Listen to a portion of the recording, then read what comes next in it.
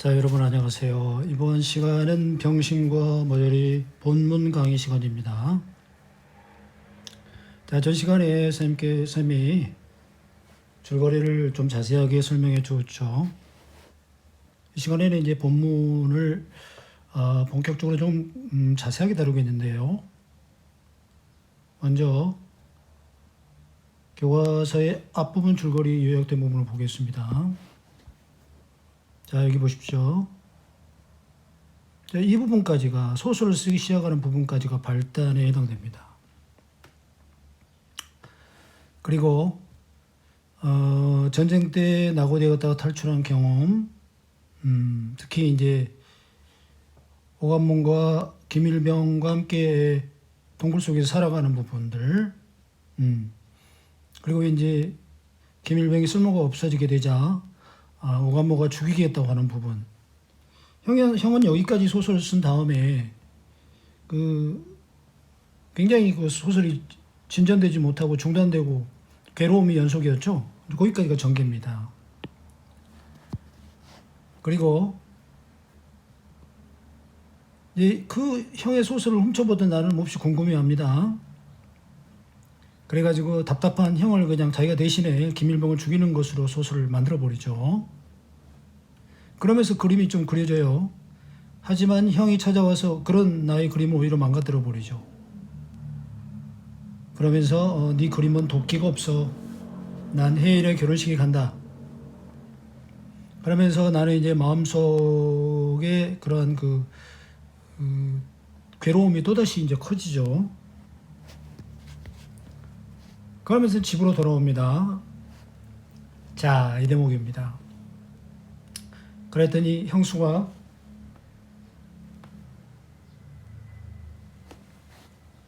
도련님, 오늘은 이 집에 무슨 못불 바람이 불었나 보죠. 못불 바람이란 말 보이죠? 예.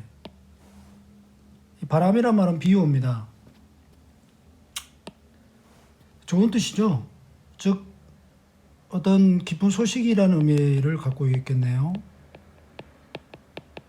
자, 현재 형이 의사인형이 갑자기 모든 일을 때려치우고 술을 마시고 괴로워하다가 소설을 쓰고 있는 상황이 형수의 아내의 입장에서는 마음에 들지 않았겠죠. 그래서 얼른 그것이 끝나기를 바라는데 좋은 바람이 불었나 보죠.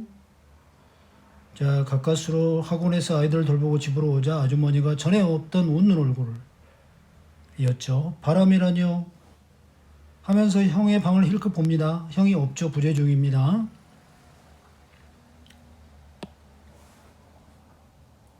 도련님 얼굴이 다른 날과 달라요. 도련님 얼굴도 밝아 보인다는 뜻이죠. 이건 그 밑에요. 자신의 표정이 다른 날과 다르기 때문에 이렇게 보이는 거죠. 자기가 기쁘니까 도련님 얼굴까지 좀 좋아 보이는 거죠. 그래서 무슨 일이 있었나요? 자, 이 대목. 형이 내일부터 병원 일을 시작하겠대요. 자, 이거 큰 변화죠. 이 바람이란 결국 이걸 말하는 거군요. 형의 심경에 큰 변화가 있었다는 얘기네요. 그런데 좀 이상하잖아요? 형은 지금까지 어쨌나요? 소설을 진척을 못하고 계속 괴로워하고 있는 상황이잖아요. 근데 병원 일을 시작할 상황이 아니잖아요. 근데 병원 일을 하겠다? 이건 뭔가 형이 마음의 결단을 내렸구나. 짐작이 가죠? 자, 아주머니가 자신의 표정이 다른 날과 다른 이유도 바로 이것 때문이죠. 형의 결단. 그리고 형의 심적 변화, 심경 변화가 일었음을 보여주는 부분입니다. 암시하고 있어요. 자,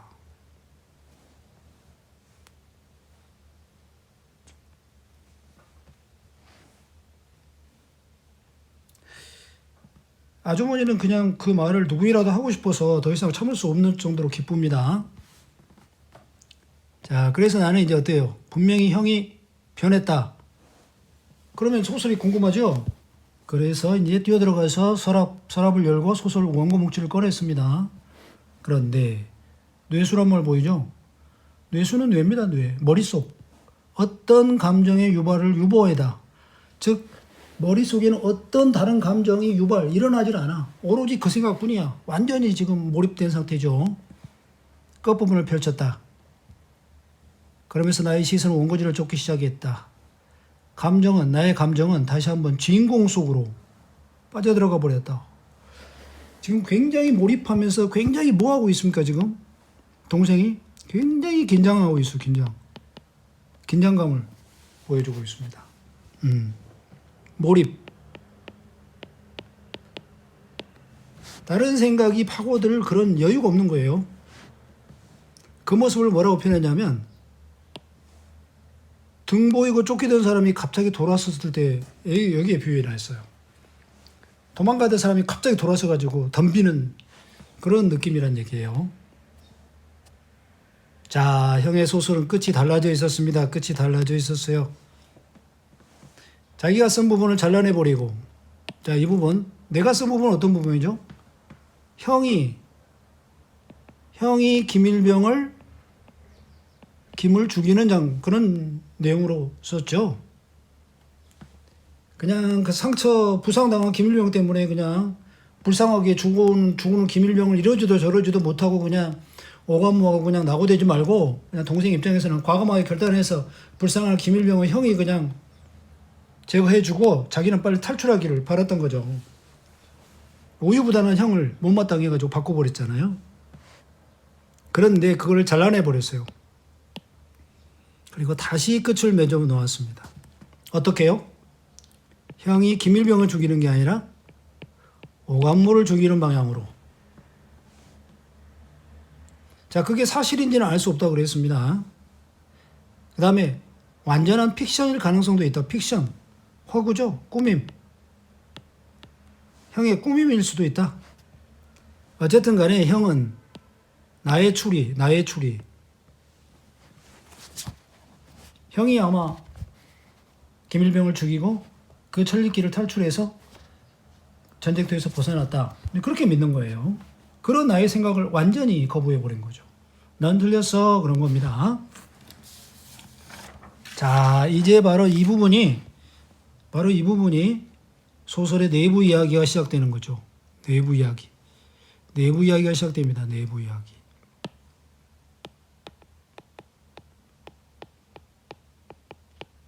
이게 핵심이죠.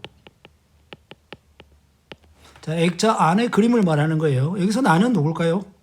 나는 형입니다. 형 자신이에요. 그러니까 이 1인칭이죠. 그리고 주인공 시점인 거예요. 자, 나는 관모가 나타날 때까지 동굴에서 들락날락 안절부절 못하고 있습니다. 관모가 동굴 아래에 왜 내려갔죠? 좀 있으면 이제 김일병을 데리고 가서 죽일 건데 밖에 나가서 총을 쏘아도 되는지 안 되는지. 총소리가 들리면 혹시 적군이 가까이 있으면 들킬 거 아니에요. 치밀한 놈이죠. 근데 관모가 동굴까지 올라왔습니다. 어둠 속에 땀에 번들거렸죠. 관모도 긴장했어요. 그건 대뜸 동강난 팔 핑계를 대고 들어누워 처먹고만 있을 테냐? 처먹고. 식량은 거들지도 않으면서 먹기만 하냐? 쓸모없는 놈이다 이런 얘기입니다. 오늘은 내 놈도 너도 같이 겨울 준비를 해야겠다. 자, 아파서 누워있는 사람이 겨울 준비를 할 수 있겠어요? 이 얘기는 은근히 어떤 의미가 들어있습니까? 겨울에 식량이 부족한데 너놈 때문에 우리도 굶어 죽게 생겼으니까 네가 죽어줘야 되겠다 그 말입니다.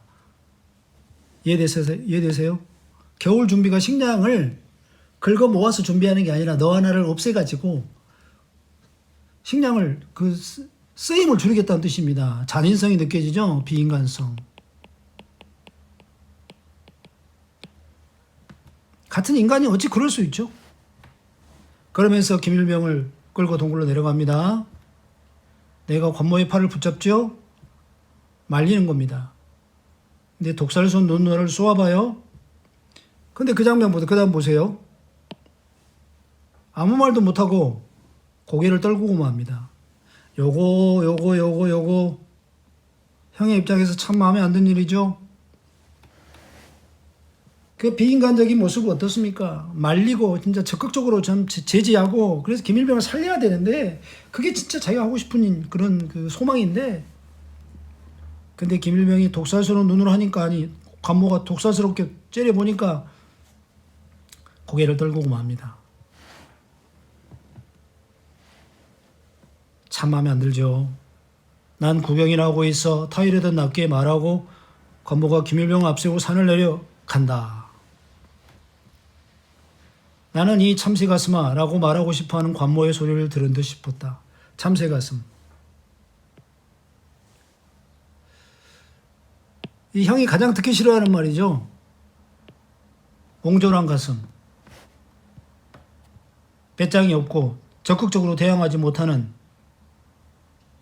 자신의 그 약점을 그냥 찌르는 그런 말. 마치 관모가 그런 얘기를 한 게 아니라 그런 소리가 관모가 하고 싶은 것처럼 느껴졌다는 거예요. 자, 1인칭 시점이기 때문에 심리가 잘 묘사되어 있죠. 뜻밖의 기동. 기동이라는 말은 몸을 움직이는 겁니다.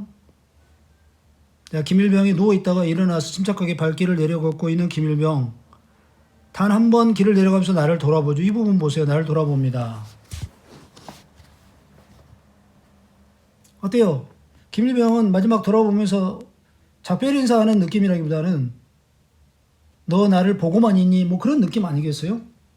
나 이렇게 죽어도 돼? 그지? 이해됩니까? 근데 그의 눈에는 아무것도 찾아볼 수가 없어요. 근데 김일병과 눈이 마주친 게 옛날도 한 번 있었죠. 그 부대 안에서 그 들것을 만들기 위해서 그 막대기를 해왔을 때 그 몽둥이로 오관모가 김일병을 꺾기 위해서 때릴 때 그 고통을 참으면서 눈빛으로 나를 쳐다봤을 때 그 눈빛, 지금의 눈빛. 그때도 나는 비겁하게 방관만 했고 지금도 나는 그죠? 보고만 있죠. 아 이건 참 마음에 안 듭니다. 더러운 눈길에 검은 발자국 찍으며 골짜기로 내려갔다. 잣나무 숲으로 아무람을 잘 보이지 않는 상태로 숨어가 버릴 때 나는 거기에 붙박힌 듯이 발이 땅에 박힌 듯이 그죠? 서 있기만 했죠. 서 있기만 하고 고개만 떨구는 자기 자신. 자기가 참 못마땅한 부분이 이런 부분입니다. 진짜 자교감이 들죠? 눈이 그치고 눈 위에 스쳐온 바람이 관목 작은 나무 사이로 기분 나쁜 소리를 내며 빠져나가고 드문드문 뚫린 하늘의 구름 사이로 별들이 서쪽으로 흐르고 자 시간이 밤으로 가고 있어요. 조금 뒤에 골짜기에서는 한 발의 총소리가 정막을 깼다. 자, 이 총소리가 고요한 산속에 땅 한 거죠.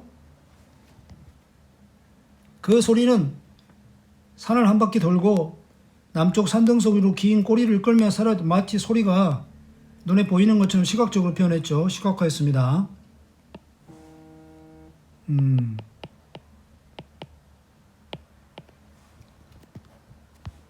근데 나는 비로소 이 부분 난 비로소 지금까지는 고개를 떨구고 서 있기만 했죠.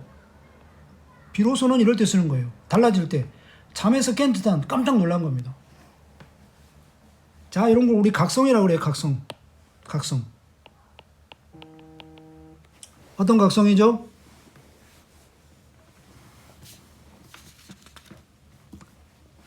그 관모의 그 비인간적 행동을 말리지 못하는 데 대한 그 양심이 있잖아요. 양심이 팍 살아난 거예요. 양심의 각성. 비인간성. 만류를 못했죠? 그에 대한 각성입니다. 내가 이래서는 안 되지. 근데 그 총소리는 나의 가슴속 깊이 어느 구석인가 숨어서 그 전쟁터에서 수많은 총소리에도 지워지지 않고 남아있었던 선명한 과거의 기억 속의 곳이었죠. 과거의 기억 속. 그렇습니다. 선생님이 어디에 설명한 케이스 1의 노루 사냥에서의 그때도 그랬죠. 밥을 먹고 있었는데 찬밥을 먹고 있을 때 땅 소리 때문에 이 목에서 밥이 얹혀버릴 정도로 그 싸늘한 여기 보세요. 그 눈밭을 메아리치던 비정. 사람이 너무 정의요. 인간적인 차라리 죽이려는 마음. 그런 싸늘한 음향이었던 거예요. 그죠? 그러니까 이게 이렇게 나를 기억을 떠올리게 한 다음에 나를 비로소 잠에서 깨어나게 각성하게 만드는 거죠. 이 대목 중요합니다. 자, 이렇게 각성했다는 얘기는 향의 태도가 달라질 것이라는 것을 암시하죠. 그러자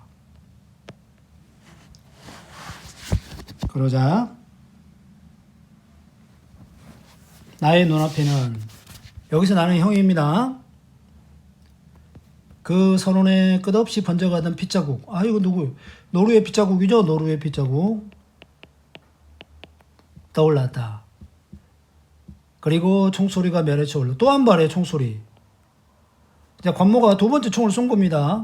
확인 사살한 모양이에요. 김일병을. 나는 몸을 부르르 떨고 동굴 구석에 남은 한 자루의 총을 걷어매고 그 핏자국을 따라 산을 내려갔다.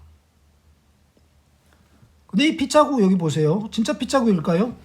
아닙니다. 뒤에 보면 나와요. 오늘은 그 노루를 보고야 말겠어. 달라졌습니다. 옛날에 노루를 봤나요? 못 봤나요? 못 봤죠. 노루가 불쌍하고 너무 힘들고 우리 집으로 돌아왔죠. 그래서 며칠 동안 알아 누웠죠. 나중에 소문으로만 산을 3개 넘어가서 노루의 시체를 발견했다는 소리를 듣게 되죠. 하지만 오늘은 아닙니다. 그 노루를 보고야 말겠어. 그 얘기는 그 약한 생명체의 죽음을 가서 적극적으로 보겠어. 말은 맞닥뜨리겠다는 얘기예요. 적극적으로 대면하겠다. 그래서 피를 토하고 쓰러져 있는 노루는 누굴 말해요? 김일병을 지금 비유하는 것이죠. 김일병이 쓰러진 모습을 난 가서 보겠다. 날더러는 구경만 하라고? 그렇지. 잔치는 언제나 너희들 뿐이었지. 이해하시죠? 나는 겁쟁이라고 그러고 늘 뒤로 빠져 있으라고 그러고 언제나 너희들 잘난 체 했지. 이런 말들이 내가 그 핏자국을 따라가는 동안 수없이 되풀이되고 있었다. 자, 막 내가 총을 메고 내려가고 있습니다. 그 핏자국은 끝날 것 같지 않았다. 끝없이 눈으로 계속되었다. 난 뛰었습니다. 그 핏자국은 관모하고 김일병이죠. 눈은 헤치고 간 발자국이었다. 이거는 했네요. 그 핏자국이 진짜 핏자국이 아니죠. 사실은 발자국인데, 그죠? 발자국인데 지금 내가 지금 정신이 지금 완전 흥분돼 있죠. 그래서 그게 발자국, 핏자국, 노루의 핏자국으로 보였던 거예요. 근데 가시나무가 이마에 핥혀가지고 피가 났죠. 정신을 차리게 됐습니다. 섬뜩한 촉감. 아까 멈춰섰죠. 이거 핏자국이 아니구나. 발자국이구나. 이마에 이제 그 가시나무가 이마를 핥혀가지고 피가 나니까 정신 차리게 된 겁니다. 그런데 이 대목 보세요. 주변에 가시나무가 배를 움켜쥐며 웃고 있는 것처럼 커다란 키를 흔들고 있었다. 이 대목. 이런 표현 아주 중요해요. 자, 이때 웃는 것은 가시나무가 자기를 비웃는 것처럼 느낀다. 그런 얘기예요. 그래서 이런 걸 이제 사실은 자기가 너무 병신 같아가지고 자기를 비웃는 자조적인 웃음이라고 그러죠. 자조적 웃음. 자기가 좀 못나고 보이는 거야. 그래서 자기가 이제 피식 웃음이 나온 거죠. 그걸 이제 가시나무가 흔들리면서 가시나무가 자기를 비웃는 것처럼 이렇게 지금 간접적으로 표현을 해놨어요. 자기가 자기를 비웃는 것을 가시나무가 자기를 비웃는다는 간접적 표현이죠. 간접. 그만큼 못마땅합니다. 자기가.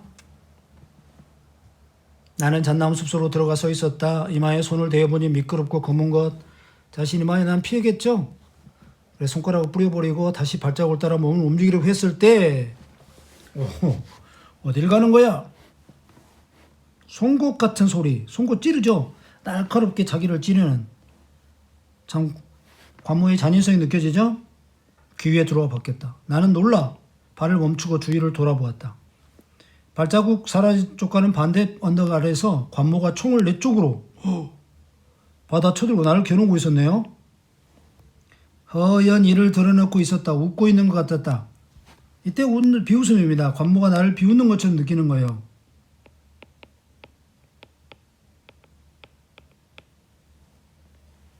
너까지 새 가슴이 어디 가는 거냐? 이 쪼다 새끼야. 내가 발을 멈추자 그는 총을 내리고 내게로 왔다. 너 같은 참새 가슴은 보지 않는 게 좋아. 모른 채 하고 있으려 했지 않았나? 매우 부드럽게 나를 쓰다듬어 줄 듯이 목소리가 낮았다. 그 다음 보세요. 하지만 나는 오늘 밤 노루를 보고야 말겠다. 피를 토하고 쓰러진 노루를. 이거는 내면. 나의 내면에 대한 묘사죠. 내면 묘사합니다. 내면.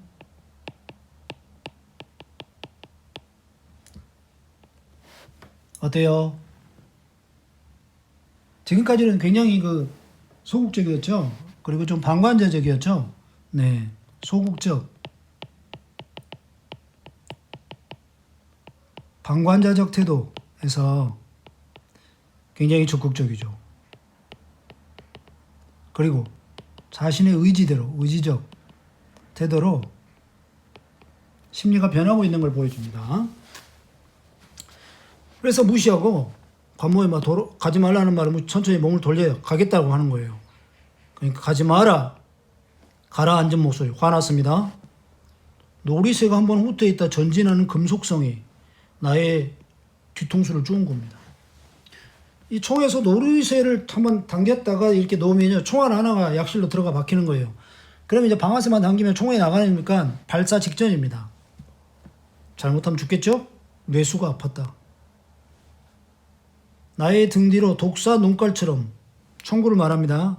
까맣게 나를 노리고 있을 총구를 의식을 했어요. 또 한 번 심리 묘사가 보여집니다. 또 뒤를 주고 섰구나. 자기가 나 못마땅하죠. 또 지금까지도 자꾸 당당하게 앞모습을 보이지 못하고 네, 뒷모습을 자꾸 보이는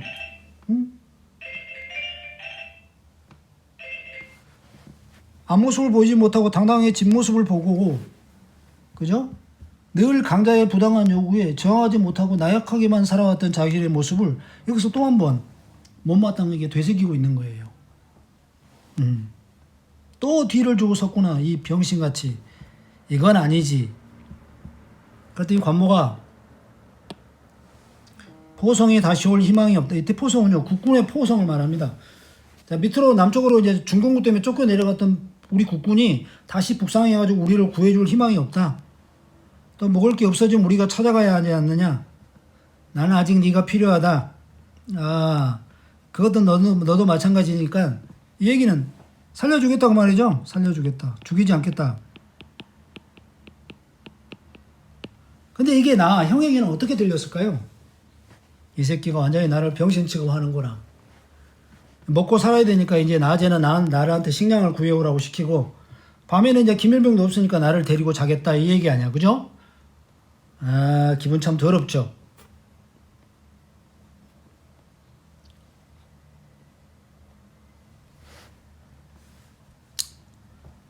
돌아서라. 자, 관모가 돌아서라고 명령합니다. 그랬더니 그렇지, 돌아서야지. 이렇게 뒤를 주고서야 어디 남자라고 할 수 있나? 사람이 이래서야 되겠나? 돌아서야지 이 말은요. 다시 말하면 돌아서야만 너를 쏠 수 있지 그 얘기입니다. 돌아서야 쏠 수 있지 그 말이에요. 이미 얘는 마음속에 달라진 겁니다. 난 돌아섰다. 근데 관모는 이제 안심해요. 이놈이 내 말을 듣는구나. 그리고 총을 내립니다. 나한테 걸어왔어요. 어깨라도 짚어줄 듯한 다정한 태도. 안심한 거죠. 바로 그 순간 나의 총이 다급한 금속성 놀이새를 잽싸게 우퇴시키고 그죠? 몸을 납작 땅바닥에 엎드렸어요. 관모도 놀래가지고 따라 땅에 낮아지고 거의 동시에 두 발의 총소리가 한 번에 골짜기에 정적을 깼죠. 모든 것이 한순간에 일어난 일입니다. 총소리가 사라지자 골짜기에는 다시 무거운 고요로 차올랐다. 누가 죽었을까요? 나는 머리를 조금 들고 관모 쪽을, 나는 지금 관모 쪽을 볼 수 있네요. 관모는 검게 늘어진 채 미동, 작은 움직임도 그래서 난 괜찮나 하고 몸을 움직여 본 겁니다. 이상한데, 나는 안 맞았어요. 자, 생각해보니 당황했던 관모가 총알을 조준이 되지 않았을 거다. 못 맞췄을 거다. 조준. 딱 맞추는 거죠. 다시 관모 쪽을 봤다. 가슴에서 눈 위로 검은 반점, 피죠? 피. 스멀스멀 번져 나오고 나는 눈을 떼지 않을 때 상체부터 조금씩 몸을 일으켰어요. 그리고 총을 비켜쥐고 조심조심 관모 쪽으로 갔습니다. 가슴께서 쏟아진 피가 빠른 속도로 눈을 물들이고 있었다. 금세 나의 발을 핥고 들 기세. 피가 굉장히 양이 많죠. 자, 이 대목도 하얀 눈밭에 빨간 관모의 피. 지난번에는요, 하얀 눈밭에 빨간 불쌍한 노루의 피. 자, 대응이 되고 있어요.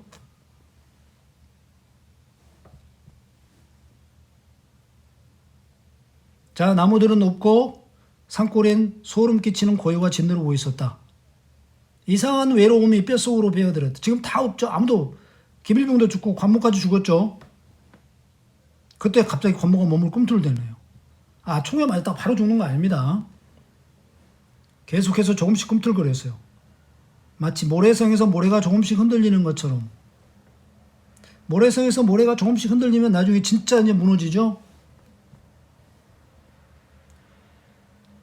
그 행동이 작지만 신경에 다가오는 거야. 저러다 일어나는 거 아니야? 겁이 납니다.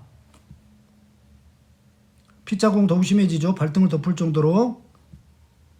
그래서 두려운 눈으로 관모 움직임을 지켜보는데 입으로 짠 것이 흘러도 짠 것. 피예요. 자기 피. 아까 가시나무 때문에 이마에 상처가 났죠? 그 생채기 상처에서 볼로 미끈한 것. 피가 흐르고 있었어요. 관모의 움직임도 커져갑니다. 금방 팔을 짚고 일어나 앉을 것 같은 생각. 또 피는 계속 입으로 흘러들어왔고 나는 천천히 총대를 받쳐들고 관모를 겨누었습니다. 마지막으로 한 방 딱! 자, 관모도 김일병을 한 방, 두 방 쏴서 죽였는데 얘도 마찬가지죠. 확인사살한 겁니다. 자, 그 총소리가 이때 총소리는 좀 다르죠. 이제야 드디어 뭔가 자기가 그 비겁한 모습에서 벗어나 정말 나쁜 놈을 응징했다는 그런 어떤 통쾌한 총소리. 샅샅이 골짜기를 굵고 나서 등성을 사라졌다. 그리고 그 소리의 여운을 타고 웬 그리움 같은 것. 지금까지 자기가 그토록 그리워하고 자기가 그토록 이겨내고 싶어하는 자기만의 자기다운 그런 얼굴 말이야. 그게 젖어들기 시작했어요. 문득 수면 물 위에 어리는 자신의 그림자처럼 희미한 얼굴이 떠올랐습니다. 희미한 얼굴.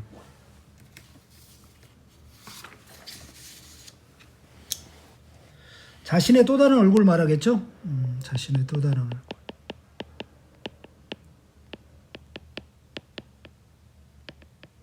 네. 진실로 찾고 싶은 얼굴이에요.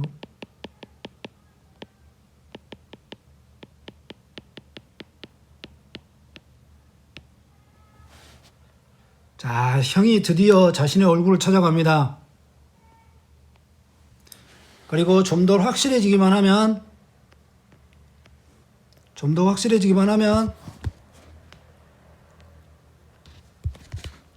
나는 그 얼굴을 알아볼 수 있을 것 같았다.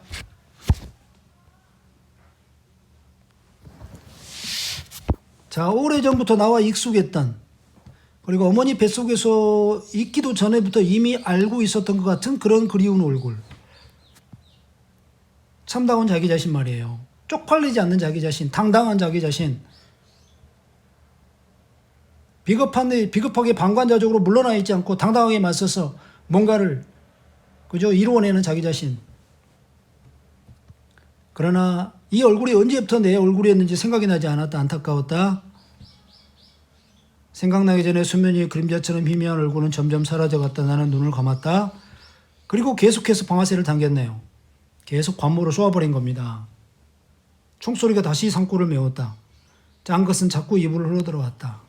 자, 얼굴에는 그러니까 피가 흘러서 입으로 들어가고 총으로는 계속 관모를 쏘고 있는 모습이에요. 탄알이 다 끝나고 총알이 있는 걸 다 쏘아버렸네요. 피투성이 얼굴은요, 자기 얼굴이죠. 지금 아까 이마에 상처 나가지고 입속으로 들어갔죠. 그것은 나의 얼굴이었다. 형이 되찾고 싶은, 그죠? 되찾고 싶은 진정한 나의 얼굴. 자, 여기서 형은요, 자기 얼굴을 되찾았어요. 이 소설을 써가지고 그 쪽팔렸던 자기 자신을 치료하고 회복시킨 겁니다. 자, 여기까지가 바로 내부 이야기죠. 내부 이야기입니다. 까지 내부 이야기. 다음 시간에는 요 뒷부분부터 이어서 계속 공부를 하도록 하겠습니다. 자, 수고하셨습니다.